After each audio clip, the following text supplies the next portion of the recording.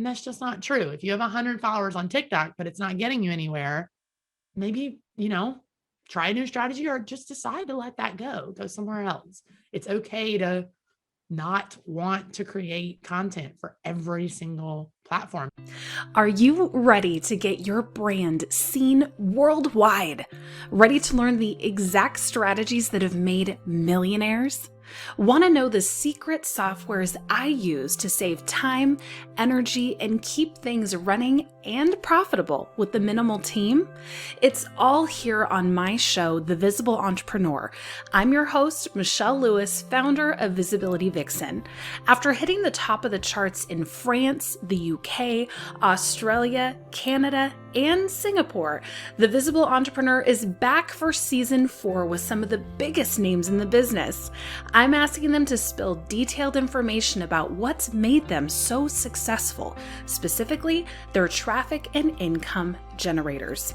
That way, you can take notes, study the strategy that will work best for you, and see success in your own lead and revenue generation. We're all about honesty here, and I'll never stop working to get you the support you need and pushing you to give back to the planet. After all, entrepreneurs are changing the world. Welcome back to The Visible Entrepreneur.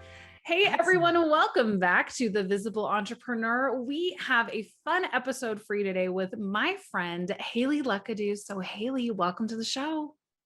Thank you. So excited to be here. I'm excited too. So we are continuing our Battle of the Blondes. I think I've had like 6 in a row on the show. I don't know what's happening, but it's exciting. So I think it's great. And I would love to introduce our audience to you. So give them a little breakdown about who you are, what you do, who you serve. Yes. So as she said, I'm Hayley Luckadoo. And I actually started out as a wedding planner, had a really crazy road into business. I think most of us kind of have a wild ride into entrepreneurship. I definitely have that. Did not plan on doing it, got into wedding planning, and ultimately fell in love with business, fell in love with marketing, fell in love with social media, and opened a second company 3 years into running my wedding planning company. Kind of did both for a while. That second company was kind of started out as a virtual assistant business, transformed over the years into digital marketing. And so now I'm about 7 years into entrepreneurship. I'm a marketing coach. So I primarily work with female entrepreneurs and I help them really nail down their sales and their marketing strategies and make sure that those two things are working together and that they're booking clients, the right clients at the right price, and actually getting themselves out there, getting people in the door and raising that revenue. So that's what I do. I'm also a motivational speaker and I host Females on Fire, which Michelle has been on. So it is just a fun ride of kind of dabbling in lots of different things. I think that's the fun of entrepreneurship and I love it so much. That's for sure. I feel like whatever plan you have coming into this is the complete opposite 4 to 5 years down the road. And you're like, what was I thinking back then? Why did I just do that then? But it's all about that transformation and that discovery. So I'd love to hear now, what does your business consist of? What are the different tiers of what you offer? Yeah. So as a marketing coach, I have my high ticket coaching program. That's kind of my main, funnel of clients. I actually also still run my company, Luckadoo Media, where we do digital marketing services. So we help people with their Instagram. We help people with Pinterest. We do podcast editing. So we have a few small monthly retainer packages for those clients as well. So that's kind of my second level. If you're, not necessarily into coaching, you just want somebody to do it for you, I send you over there. We do that. And then I have courses as well. So I have a couple, like small ticket courses, couple $100 type of courses where it's, you go in and you learn and you do it yourself and you're not really getting like coaching. So those are kind of my tiers of service. And then I also have a bunch of other streams of income from motivational speaking and the podcast and affiliate income and all those types of things. So it's kind of cool because I get to make money a lot of different ways and I get to serve clients a lot of different ways. And so it's interesting to see that dynamic and it's fun. I love that. What I always love is finding friends who have really tapped into their zone of genius, and it's usually accidental. And I think when I first joined Clubhouse, you were so supportive and you were like, hey, come and speak in this room, and here's some other great rooms to join. And I'm like, okay, right. I don't really know anything about it. And I was able to watch Hayley's Clubhouse Club, which is also called Females on Fire, if you want to check it out.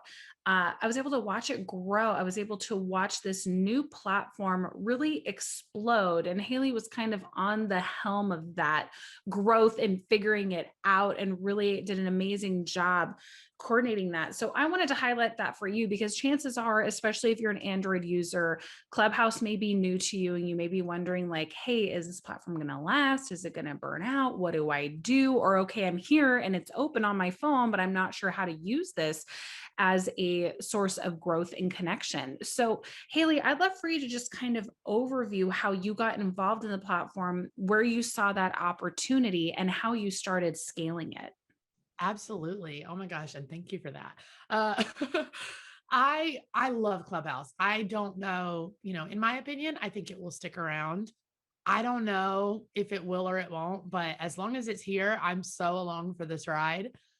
For me, I think we all know as business owners, running social media and trying to get into these things, we've all seen it happen a million times. The first users do the best. Mhm. Those early adopters, they're the ones that really see a lot of growth. And I missed that train with TikTok. I didn't get TikTok. I couldn't get into it. I loved Instagram too much. I was hanging on Instagram, but I wasn't an early adopter of Instagram. And so I was always waiting. I was like, I want something to come along that's going to stick it out and be big enough that I can be an early adopter. And so the second I heard about Clubhouse, I was like, oh, this is it. I'm getting in on this. And, as a podcaster, I'm like, this is awesome because I love to talk. I love to teach people and get to chat with other people and all of that stuff. So Clubhouse was perfect for me. And once I got into it, I started getting into a lot of rooms and people were like, oh, run your own room, run your own room. And I was like, okay, I'm going to host it under Females on Fire. And we'll just kind of talk about the things we talk about on the podcast. And it went really well. And after that first room, I was like, okay, how do I funnel these people into other things? How do I make money off of this? Or how do I actually, use this as leverage in my business? And so I immediately put one of my lead magnets in my Clubhouse bio. I made sure that my Instagram, because Clubhouse links to Instagram and Twitter, I made sure that my Instagram looked like, hey, you're in the right place. Like, I am the person you found on Clubhouse. Come chat with me. Here's where you should go. Here's the link you should click on. I made sure all of that was really, really optimized. And once I did that, and once I started telling people in these rooms, hey, I have this offer, go check out this offer, not like in a pushy way, but just in every time we reset the room, I'm kind of like, also, if you're looking for this, go check out the podcast, go check out this offer, go check out whatever. Once I started doing that, I started seeing hundreds of people. Number one, heading over to my Instagram, having conversations with me, cultivating those relationships, which gets them into my courses, it gets them into my coaching program, helps them refer me to other people, the right people. And number two, having them sign up for my email list through those lead magnets that were in my bio. And so there's kind of two different ways there that you can really get people into your funnels. But for me, it's been amazing. It's been massive, massive growth. And it's really cool to see because it happened so fast. But I love it. I love using Clubhouse for that because I think it's a really great, it's the top tier of the funnel for me, the same way your Instagram would be, the same way Pinterest would be, the same way your Facebook group would be. But for me, Clubhouse just feels easier because I'm talking to them directly already. And I'm saying, hey, here's the link, go sign up. And they do. And immediately they're in that funnel. And I'm starting to nurture them and get them into the right program or the right service or, the right whatever. So it's been really cool.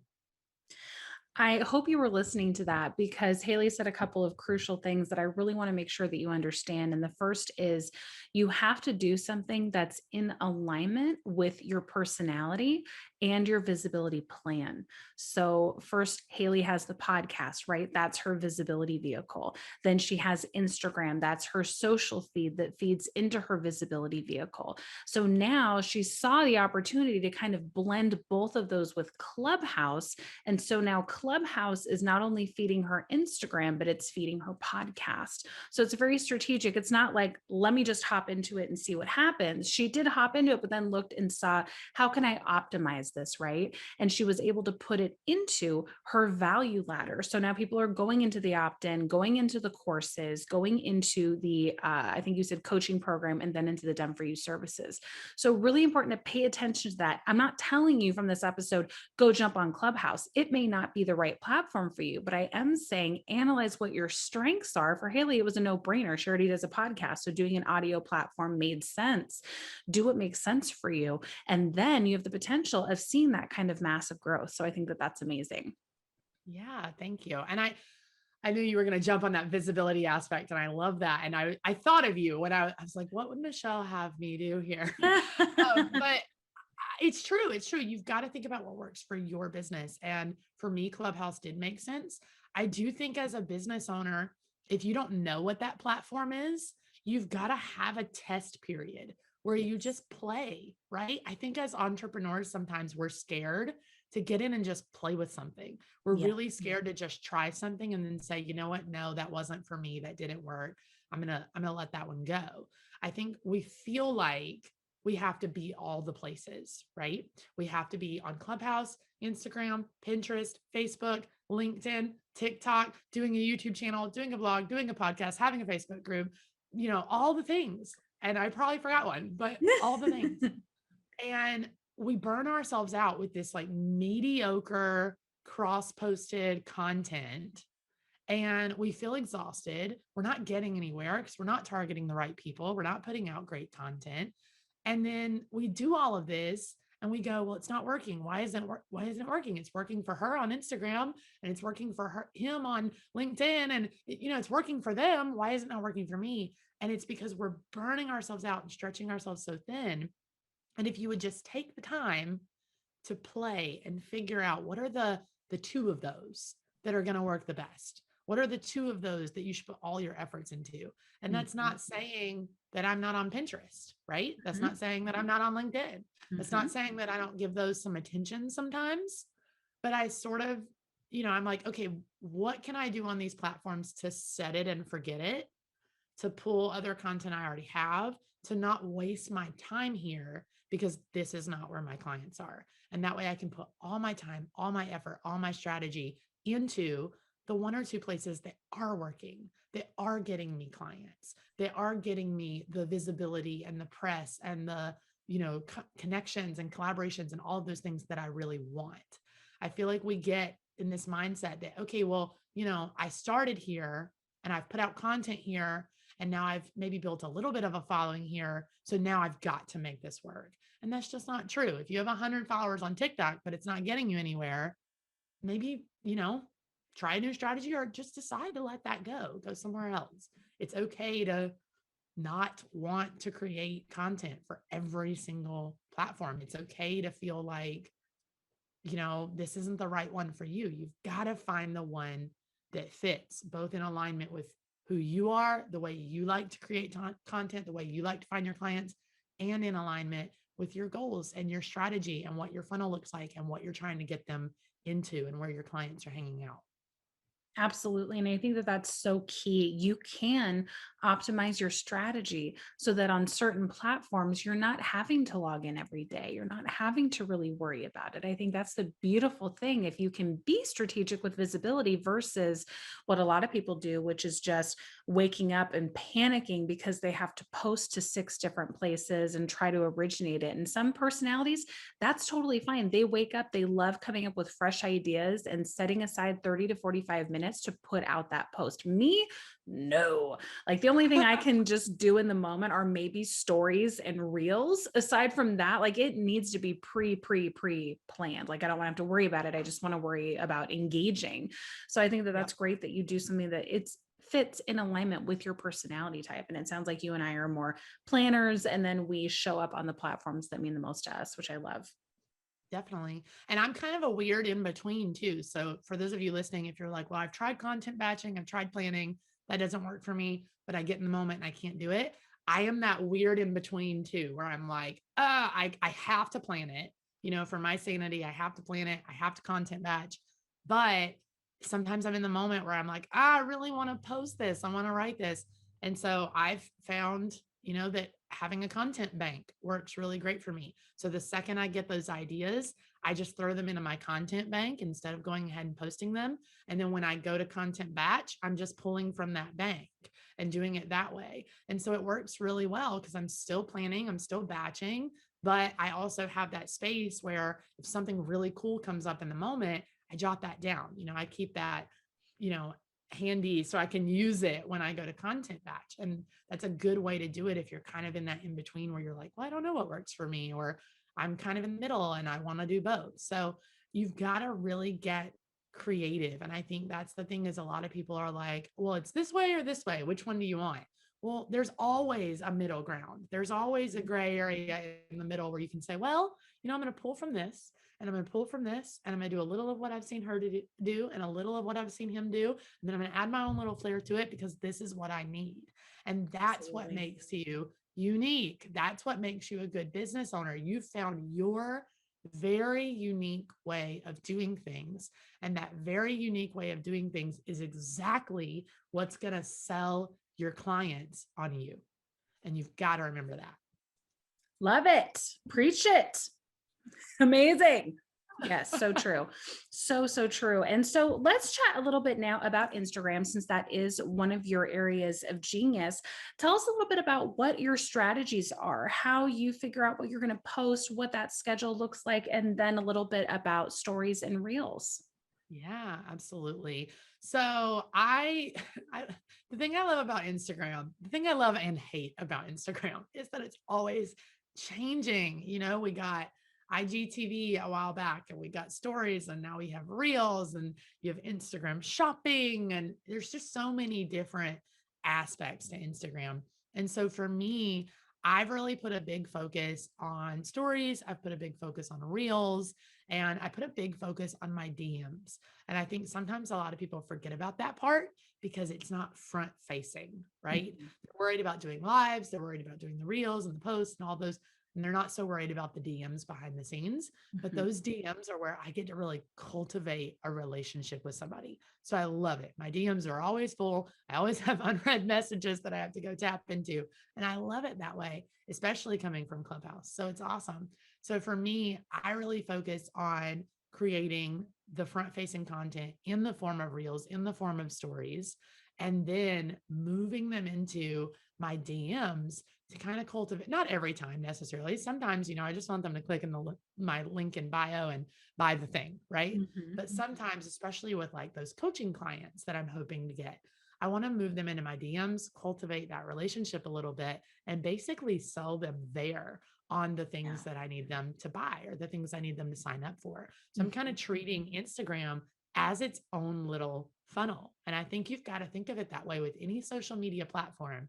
You've got to think, okay, I've got my big funnel, whatever that looks like, whether it's getting them into a course or an affiliate offer or a program or whatever. I've got my funnel, but now take your social media that's the top of that funnel and say, okay, how do I make this its own funnel to lead into that second funnel, right? That's how you have to look at it. That's how you have to look at social media. And so for me, when it comes to posting content, like I already said, I pull from that content bank that I have. So that gives me tons of really fresh ideas. I am looking a little bit, just enough, at trends, at kind of what direction my industry is going, what competitors may be doing, stuff like that. Because I do think you need to pay attention to that stuff. Don't get caught up in it, but pay attention to it so that you make sure that you're also front facing to your clients. You're also kind of on trend. You're doing what's fresh and new and relevant to them.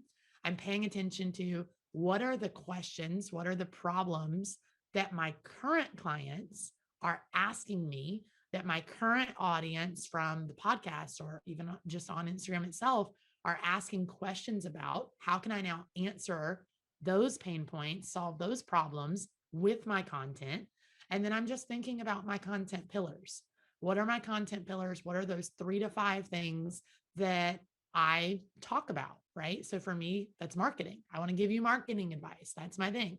Motivation is one of them because I'm a motivational speaker and I really want to get booked for that, right? So figure out what are my content pillars? What are those genres of things that I consistently talk about and rotate through those with my content. So it's kind of a checklist in your head of, okay, I'm looking for content. Let me go to my content bank. Let me see my ideas. Okay, what's trending right now? What needs to be posted right now? What's relevant right now? Okay, I'm going to pull these. Okay, of these, what solves a pain point or a question or something that I've been getting from my audience that will really help them, that will benefit them right now in this moment? Okay, I'm going to pull these out of that. Okay, now of these, what falls in line with a content pillar that I need to post that I haven't posted recently or that I need to rotate through and bring back up? Okay, I'm gonna pull down to these. Okay, what order makes sense to do these in? Cool, boom. There's your content. You've narrowed that down to the one thing that needs to be posted right now. Then you go post that. And then for me, that's moving them into my DMs, that's getting them to share about it. And that's really cultivating that in the DMs to send them to my funnel. And so that's how I'm coming up with my content for reels, for stories. And I'm basically kind of treating it like, okay, the reel is here to get you excited. It's here to teach you something, give you a kind of a quick win with the caption and the reel and stuff. And then my stories are more, hey, come take a peek behind the scenes of that. Let's dive a little deeper into that tip. Let me show you how, the bullet points of how this course is going to help you solve that problem. So it's a tie-in. It's all a tie-in. And that's what I mean by thinking of it as a funnel in and of itself. So that was kind of a long description of how I do it. But I think when you do it that way and like tweak it, obviously make it work for you and in your strategy. But when you're thinking of it as its own funnel, you'll come up with those steps. You'll come up with, okay, this is what logically makes sense for me to walk my audience through to get them into the funnel to become my clients. And that's what really makes it work and what really helps you to actually see the results from social media instead of just likes or followers that aren't actually getting you anywhere.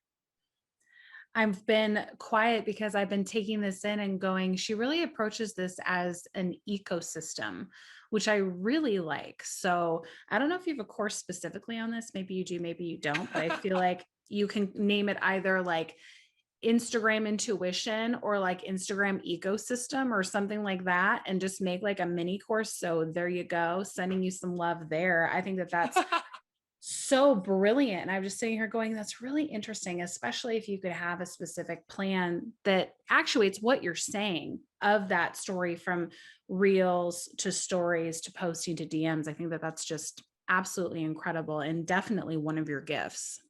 Thank you. Thank you. Yeah, I think Absolutely. for me, I'm a logical person and I know that, right? Mhm.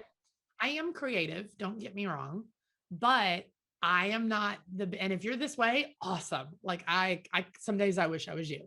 But if you are a creative and like you're always creative, you always have those like ideas and you're like, "Oh, we could spin it and do it." That is not me at all. Like I am very logical. I'm very like, okay, buy the book, like this is the way it's done, right? And so getting into business, that's what I saw.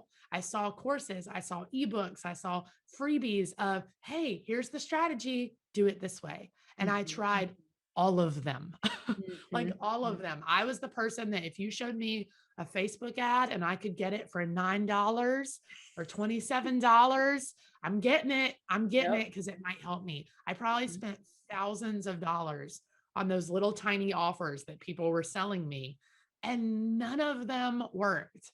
I Mhm. would pull one little piece from something, but overall, the strategies weren't working. And Yeah. it's because that is a strategy that that person developed for them or learned from somebody else that works specifically for them, their clients, their audience, their type of content, their schedule, their everything. And if you're not taking what you're learning, and that's not to say not to buy those offers.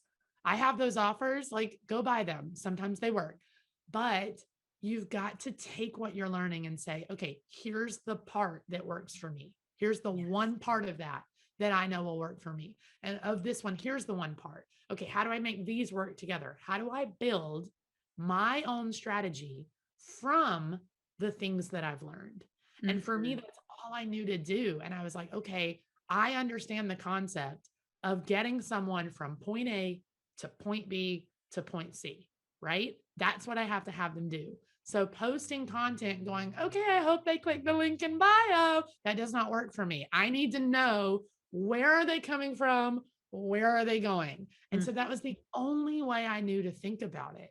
And I actually built out my Instagram funnel before I built out, a real funnel on my website. So that made so much more sense to me. And I think a lot of times I see this with my clients, the people who are getting stuck, the people who are feeling like, well, I've tried every social media platform and none of them actually get me clients. I can build a following, but none of them get me clients. Those are the people who are not thinking of it this way, and they need to. Beautifully said. So what are some of the marketing trends that you're seeing right now? Well, we talked about Clubhouse. We did. I think it's super popular to be on Clubhouse. I think that kind of real-time content is really popular regardless of the platform. People people are sick of seeing these picture perfect feeds and you looking put together all the time and saying the same crap that everybody else is saying, right? Like, people are looking for you to be so unique, so original, and so real with them. And so I was talking to a friend the other day who's also a marketer, and we were talking about how it's so cool to see the industry shifting this way where, we have all these filters at our disposal, but people are choosing not to use them as much. And we have all these, incredible, presets and apps that'll like airbrush your face and all, but people are choosing not to use them as much. And I think it's kind of cool because we're starting to get to see real people and their real personalities and what really actually truly makes them unique. And that is where you can really find your people, where you can really start to network, where you can really start to find collaborations. So I think that's really cool. I do think collaborations are something that's still a huge marketing trend. Like, how can you bring somebody else into this mess with you, right? So maybe on Instagram, that's doing a live together. Maybe it's, getting on podcasts the way we're doing right now. Maybe it's co-hosting Clubhouse rooms. Maybe it's doing some sponsor giveaway thing or something with somebody. Like, how can you bring other people into this, leverage their audience, help them leverage yours, kind of make that connection.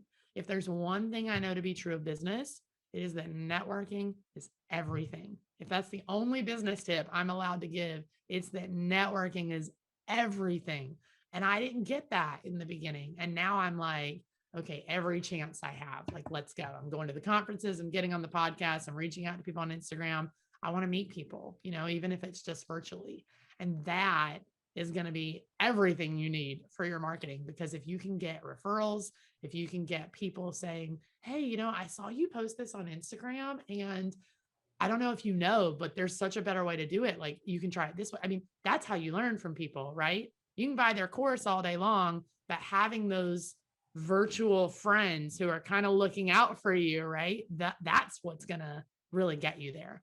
And so, maybe networking is not such a marketing trend, but I think it falls in there. So I'd say Clubhouse. I'd say Clubhouse. I'd say that real-time content, really get behind the scenes, get real with your audience, get vulnerable with your audience. I know that's scary, but do it. And then, networking, making connections, working collaborations into the mix. Those are the three things that I'm like preaching to my clients right now. Like, you want to jump on this. This is where it's going. This is the direction that you're going to want to be putting your business in if you're going to stay relevant, if you're going to, keep getting your audience in the door and interested in what you're doing. Absolutely. So I have a really weird question for you that you may or may not have the answer to, but it's just something I've been observing. I don't know if you've noticed, but it seems like Facebook is not prioritizing live streams anymore. They're not coming up in the feed as much. Like if I do a live every week for my lounge members and they're like, I don't see them or I'm not getting the notification.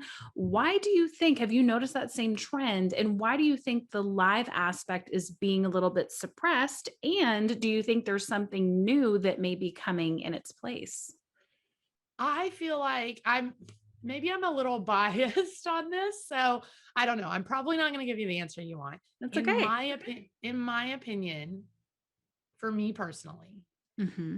I just feel like people are getting tired of Facebook and Mm-hmm. even Facebook. And I still have those Facebook groups that I love. Michelle, I'm in your Sure. group. I love your group. Yeah, of There course. are certain Facebook groups where I'm clicking on the app like just for those groups, Mhm. like just to hang on to those groups. Yeah, But I think people, I think Facebook has become, I don't want to say outdated. I don't want to say like a dinosaur because it's not. mm-mm.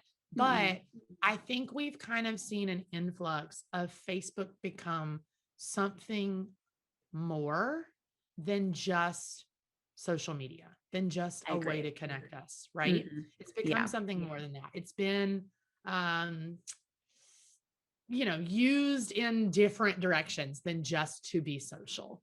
Yes. And because of that, I think a lot of people now look at Facebook that way Mhm. and don't look at, okay, this is still a great place to connect with my friends. This is Mhm. still a great place to connect with my audience. And that's not to say everybody thinks about it that way, but there are a lot of people that do.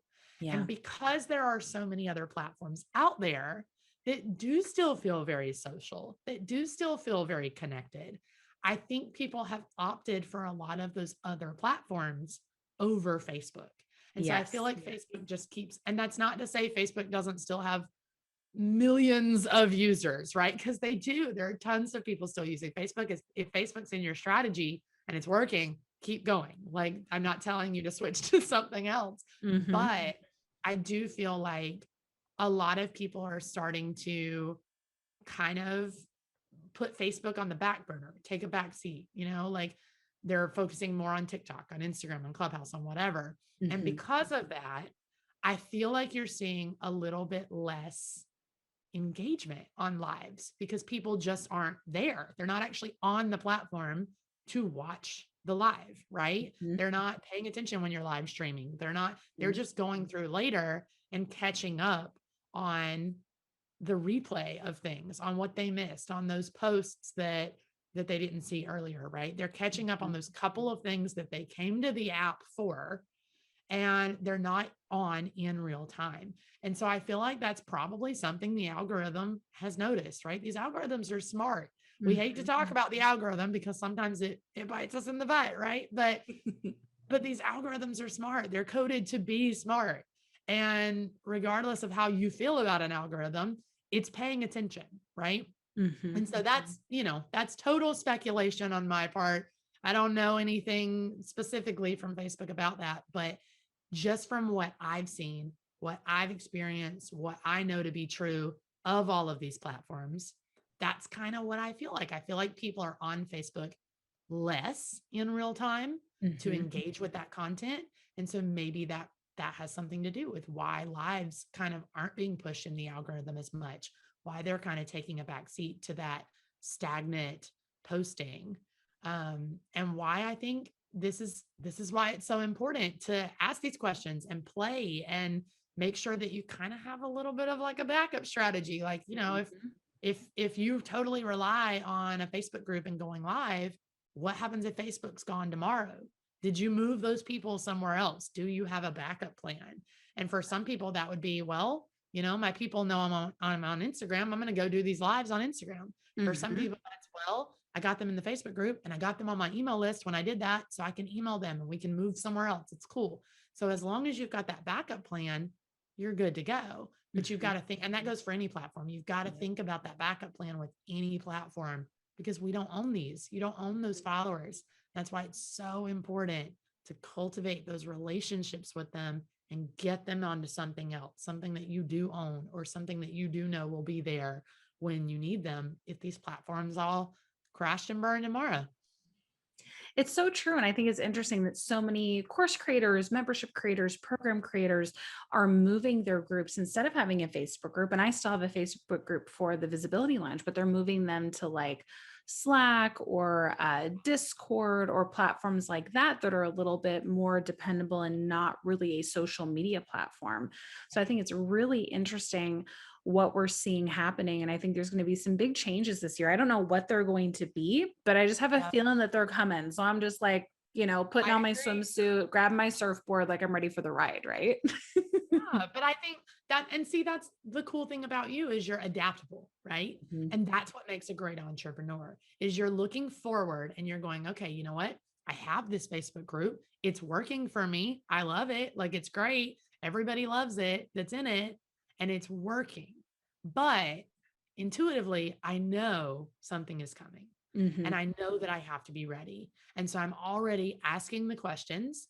I'm already thinking about, okay, what do I do if this goes under? How do I take these people, get them somewhere else quickly, efficiently, in a way that's not going to be a headache for them? How do I do that? You're already thinking forward on that. And that right there is what makes people successful in their business, on social media, in their marketing, because you've got to be thinking forward. And so you can't just constantly look at, oh, well, this person created a Facebook group 10 years ago and they've grown it by 100,000 people. I'm going to go make a Facebook group. Again, they created it 10 years ago. Like, slow down, ask yourself, is that a smart strategy right now, this year, for what's coming? You've got to look ahead. That's all marketing is looking ahead at what's coming and then looking at your client and saying, how do I solve their problem? And when you can connect those two things, you have a marketing strategy. So that's all you've got to do to be a good marketer for your business. And you've got to pay attention specifically to your clients and specifically to the avenues in which you're getting clients. What are they doing? How are they changing? Speculate. What do I think this is going to do? And sometimes you'll be wrong. But if you're paying attention, if you're asking these questions, if you're getting a lot of opinions, sometimes you'll be right and you'll be ahead of the curve and ahead of the game and ready to move those people where you need to move them or change and adapt your strategy a little bit as needed. And that's what's going to keep you relevant when some other people go under because they didn't plan for those things. They didn't pay attention. Exactly. I think that you should just have at the top of your press page, I talk in sound bites, because I'm sitting here trying to go, what am I going to tell my VA to pull out from this conversation? Oh my gosh. Talking sound bites. I You're love talking that. sound bites, my dear. I love it. Well, I would love for the audience to be able to come over to your sphere, and I would really love for them to get that Clubhouse freebie. So, will you share Oh, that yeah. link and let them know what that is? Absolutely. Yes. So I do have the Clubhouse Blueprint. It is just a free guide that helps you not only get on Clubhouse, but figure out how to actually use that strategy, how to really get started with hosting your own rooms and all of those things. So check that out. It is hayleyluckadoo.com/CH Blueprint. So CH Beautiful. Blueprint, you can head over there. It's totally free and it'll give you some other information about a Clubhouse course I have coming and all of that. But it is a free guide that hundreds of people have already downloaded and said was really helpful. So I'm super Good. excited about that. I've been sharing it in any room that I am in because I think that you are the authority in this, which I think is fantastic. Y'all, I've brought her into the lounge. She's done a custom segment for us on Clubhouse, help people jump into that platform. So she knows her stuff. So if you have loved this episode, do me a favor, look down at your phone, take a screenshot, upload it to your Instagram stories, and tag both of us, Visibility Vixen and Hayley Luckadoo, so that we can see that you watched. We'd love to know what little gems and rhinestones you've taken out of this episode. And I think, if nothing else, walk away with the ability to pivot, to analyze, to look at things without a ton of emotion so that you can move quickly, be authentic on these platforms, show behind the scenes, experiment, try things. And just because you downloaded something for $7 that tells you to do something one way doesn't mean that it is the right way. So don't be afraid to do something differently. Hayley, I appreciate you. I am honored to have you as one of my entrepreneurial friends. And I think that you are a very authentic soul and a kind heart. So thank you for coming onto the show today and sharing with our audience. And I can't wait to see what people have taken away from this episode. Thank you. You know, I adore you. I'm here for your audience anytime. Thank you so much for having me, girl. Wonderful. So stay tuned. And next week, we have a solo episode coming. I hope you loved this some episode updates as of what much has been happening as I in the Visibility did. Lounge Now, we're all program about building and a tribe here at the couple Visible ideas for your Entrepreneur. So be sure to value ladder subscribe, leave a 5-star review, and then head on over to the Facebook group. It's a great place where you can practice your video, live stream, and really enjoy the community that we have built. In the meantime, I'll see you in the next episode. Now get out there and get more visible. That's a wrap.